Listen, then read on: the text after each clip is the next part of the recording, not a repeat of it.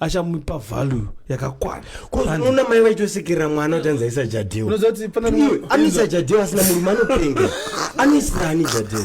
Asina murume. Apati pandiziva kuchivaya. Mwana musikana ndakaiswa jadel. Rani. Rekuti ananga chikudya ubamba pana. Unozoti pawatara nyaya jadel nditi.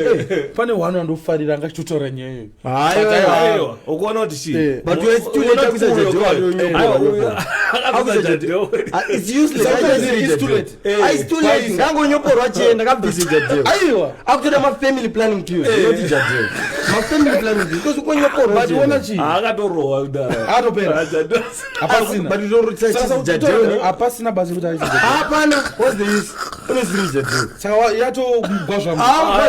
Gwazva jadel kosha. Warodara. Hazindesa jadel. Rei. Rikuti aruzvichengetedza. Saka jadel ndotoro inyoro. Ayo aruzvichengetedza. Jadel ndotoro inyoro. Ndozvo obvious. Obvious. Nani uda urani. Nah man. Kokururwari vakakuza. Nah man. Uda vachipinda ipapo. Waisezi jadel. Ndinoroveswa ipapo. Dzinenge dzitadze kutemwa. I think munhu kana munaisa jadel. It's a sign of giving up kuti I'm ready for anything. Kana munaisa jadel vakuzati I'm ready for anything. Wesangoda kupinda jadel. Which means uda kuti munhu aise nyoro. Those are so that's the meaning. That's the meaning. But you want to go to Unozobata. Iye ndakautongochika kuti ikabata apa. Mawanata. Watch 3. Unoona wakadza mazwana. Vakutosika nhumbu dare kachirwere.